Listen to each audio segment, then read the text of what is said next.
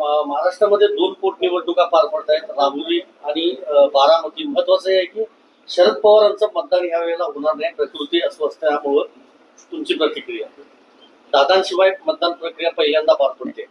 बारामतीची निवडणूक ही भावनाशील आणि वैशिष्ट्यपूर्ण आहे. एकतर अजितदादांच्या पत्नी सुनेत्राताई पवार या महायुतीकडनं उमेदवार आहेत. निवडणूक बिनविरोध व्हावी यासाठी सगळ्यांनी प्रयत्न केले, पण दुर्दैवाने निवडणूक बिनविरोध झाली नाही. जरी प्रमुख पक्ष निवडणुकीत नसले, म्हणजे राष्ट्रवादी काँग्रेस, शरद पवार किंवा काँग्रेस पक्ष, आम्ही, तरी काही लोकांचे अर्ज त्या निवडणुकीत कायम असल्यामुळे ही निवडणूक होते. स्वतः आमच्या सगळ्यांच्या वतीनं महाविकास आघाडीच्या नेत्या म्हणून सुप्रियाताई पवार शेवटच्या सांगता सभेला उपस्थित होत्या. त्याने आव्हान केलेलं आहे. स्वतः शरद पवार साहेबांनी सुद्धा समाज माध्यमांद्वारे मतदारांना बारामतीचं आवाहन केलेलं आहे. सुनेत्राताई पवार आणि शरद पवार साहेबांचे आशीर्वाद घेतलेले आहेत. त्याच्यामुळे बारामतीची निवडणूक ही एक अजितदादा पवार यांच्याविषयीच्या ज्या भावना बारामतीकरांच्या आहेत त्या व्यक्त करणारी निवडणूक आहे. राहुरीची पोटनिवडणुकीमध्ये सुद्धा महाविकास आघाडी आणि महायुतीचे उमेदवार याच्यामध्ये चांगली टक्कर होताना मला दिसते. आणि हे दोन्ही पोटनिवडणुका आहेत. दोन्ही ठिकाणी दुर्दैवानं विद्यमान आमदारांचं निधन झालेलं. पण त्यापेक्षा महत्त्वाचं आज तामिळनाडू, पश्चिम बंगालसारख्या राज्यातल्या निवडणुका, जेथे या देशाचं संविधान, लोकशाही यांची प्रतिष्ठा पणाला लागलेली. भारतीय जनता पक्ष आणि त्यांचे मंत्री, निवडणूक आयोग यांनी ज्या बेबंदपणे पोलिसी यंत्रणा, निवडणूक यंत्रणा, प्रशासन वापरून ममता बॅनर्जी यांची कोंडी करण्याचा प्रयत्न चालवला आहे, त्याचा धिक्कार करावा तेवढा थोडा. तरीही मला खात्री आहे ममता बॅनर्जी या चांगल्या बहुमतानं पश्चिम बंगालमध्ये पुन्हा सत्तेवर येतील. पश्चिम बंगाल और तमिलनाडु बोलिए। पश्चिम बंगाल और तमिलनाडु में आज चुनाव है। देखिए, ये दोनों चुनाव आज हो रहा है, ये बहुत ही देश के लोकतंत्र के लिए, संविधान के लिए, जनता के जो अधिकार है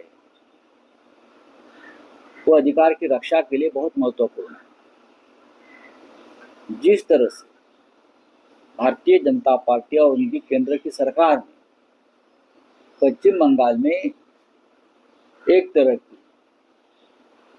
गुंडागर्दी में बोलूंगा, वो भी गवर्नमेंट सिस्टम को हाथ में लेकर, चाहे अर्ध पुलिस दल हो, चाहे पुलिस हो, चाहे पैरामिलिट्री फोर्स हो, हजारों कंपनियां को, हजारों जवानों को पश्चिम बंगाल में उतरा है. मुझे तो लगता है कि पश्चिम बंगाल में वोटर्स कम और पुलिस ज्यादा हो गए. क्या क्या नहीं किया आपने. चुनाव आयोग, लगभग पूरा चुनाव आयोग भारतीय जनता पार्टी में शामिल कर लिया है.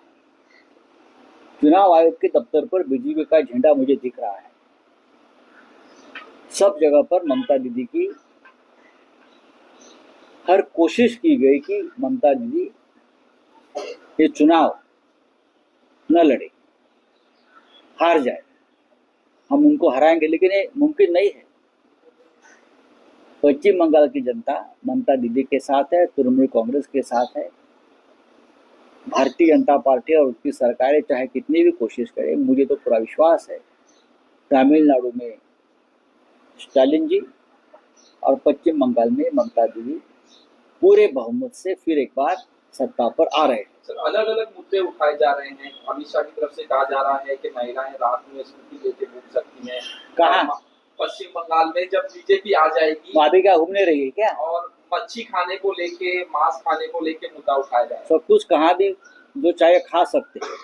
पश्चिम बंगाल में कोई किसी की बंधन नहीं है। मैंने देखा है, हम जाते हैं पश्चिम बंगाल में, अमित शाह चुनाव आते हैं तो जाते हैं, लेकिन पूरा देश कलकत्ता में जाता है, पश्चिम बंगाल में जाता आता रहता है, मुंबई के लोग जाते हैं, लोग बहुत खुश है वहाँ। और आप चिंता मत करिए पश्चिम बंगाल की, आप अपनी चिंता करिए आसाम में क्या हो रहा है वो देखिए। शिंदेच्या शिवसेनेतील आमदार गायकवाड पुन्हा एकदा वादात सापडले। कॉम्रेड पानसरे यांचं पुस्तक होतं शिवाजी कोण होता, त्याचा प्रकाशक आहे प्रशांत आंबी कोल्हापूरचा, त्याला थेट धमकी दिली आहे गायकवाडांनी आणि गायकवाड ठाम आहे पुस्तकाच्या नावावर आक्षेप आहे म्हणून। माझ्याकडे त्याविषयी माहिती नाही आहे, हे त्यांचे विषय आहेत, लॉ अँड ऑर्डरचे, ते बघतील। जयपूर असं म्हणत आहे की 2029 मध्ये बारामतीतून निवडणूक करण्याची लोकांची इच्छा मला माहिती नाही। राहुल सर, ज्या महिलेनं त्या मोर्चामध्ये संताप व्यक्त केला, सर्व स्तरातून कौतुकही होत आहे, पण काल गिरीश महाजनांचं म्हणणं होतं की स्वाभाविक आहे, लोकांची अडचण होते, पण जी पद्धत, जी भाषा वापरली गेली ती योग्य नव्हती, आणि ज्या पद्धतीने जी बातमी भिरकावली गेली ते योग्य नव्हतं। हा एक विषय, आणि जे आयोजक आहेत त्यांच्यावरही गुन्हा नोंदवला गेला। मोर्चाचे आयोजक काय काँग्रेस पक्ष होता की काय ते मुस्लिम लीग वाले होते? तुम्हीच होतात ना। मोर्चाचे आयोजक तुम्हीच होतात, स्वतः विरोधात गुन्हा दाखल करताय। माफी मागा महाराष्ट्राची। एक तर तुम्ही खोटं बोलताय, खोटं बोलून मोर्चा काढलाय, महिलांना गुमराह करताय, महिलांना भ्रमित करताय। महिला आरक्षणाचा कोणत्या विषय नसताना महिला आरक्षणाच्या नावाखाली आपण मोर्चा काढताय, रस्ते बंद करताय, लोकांना अडचणी निर्माण करताय। ठीक आहे, एक महिलेचा संताप जो आहे, ती एक महिला नसून या राज्यातल्या शेकडो महिलांची प्रतिनिधी म्हणून तिने संताप व्यक्त केला। या संतापामागचं कारण आणि भावना समजून घेतला पाहिजे। पोलीस म्हणतायत कारवाई करू आम्ही, मोर्चे करायला कधी करणार? एव्हाना आमच्यावरती कारवाई केली असती। त्या मोर्चामध्ये अनेक मंत्री उपस्थित होते, आमदार उपस्थित होते, काय कारवाई करणार? मोर्चाला परवानगी तुम्ही का दिली? आम्हाला देता का? आम्हाला तुमचे उंबरटे 100 वेळा झिजवावे लागतात परवानगीसाठी। मग पोलीस आयुक्तांकडे मिटिंग होईल, मग पोलीस आयुक्तांची मिटिंग, मग गृह खात्याला विचारतील, मग गृह खातं मुख्यमंत्र्यांची परवानगी घेईल, मग मुंबईत असल्यामुळे मग नगरविकास खात्याची परवानगी लागेल का? मग असा तो कागद फिरतो, मग पुन्हा महापालिकेकडे कागद येणार। पण इथे 24 तासात मोर्चाला परवानगी मिळाली ना। राहुल सर, ड्रग्ज नेस्को प्रकरणात काल मुंबई पोलीस आयुक्तांनी पत्रकार परिषद घेतली। झालेला प्रकार गंभीर आहे, जी काही कारवाई केली आहे त्याची माहिती दिली, पण आता असे जे कार्यक्रम आहेत पूर्व परवानगीशिवाय, म्हणजे आधीच खबरदारी आणि अनेक परवानग्यांमधून अशा कार्यक्रमांना, अनेक नियमांमधून, अनेक विषय तो नाही। विषय इतकाच आहे की मुंबईसह महाराष्ट्रामध्ये इतक्या मोठ्या प्रमाणात ड्रग्ज येतंय कुठून? मुंबई हे ड्रग्जची राजधानी का होताना दिसते आहे? नाशिक का होताना दिसते आहे? पुण्यामध्ये ड्रग्ज का सापडत आहे? नागपूरला का सापडत आहे? सातारच्या दरे गावाजवळ इतक्या मोठ्या प्रमाणात ड्रग्जचा कारखाना कोणी निर्माण केला? मुख्य विषय हा आहे। कार्यक्रमात काय झालं हा नंतर, मुंबईमध्ये कोट्यावधी शेकडो कोटीचं ड्रग्ज कुठून येत आहे, त्याचे सूत्रधार कोण आहेत, ही अत्यंत गंभीर गोष्ट आहे आणि त्याच्यावरती राज्याच्या गृहमंत्र्यांनी बोलायला पाहिजे। पवार आणि तनपुरे यांना क्लीन चिट दिली गेलेली आहे, ईडीनं ती फाईल बंद केलेली आहे। 20,000 कोटींचा घोटाळा होता। कसले संकेत हे मानायचे? संकेत असे आहेत की त्या केसमध्ये सुनेत्राताई पवारांचं पण नाव होतं ना। मग त्यांना जर क्लीन चिट द्यायची असेल, यांनाही द्यावी लागेल। साधा सोपा विषय आहे। त्या केसमध्ये विद्यमान उपमुख्यमंत्री सुनेत्राताई पवारांचं नाव आहे, पहा तुम्ही।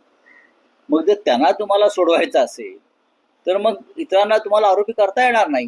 चुनाव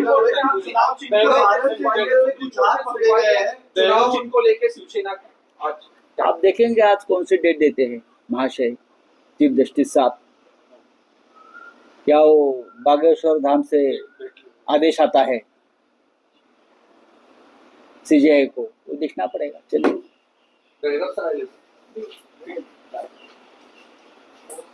तारीख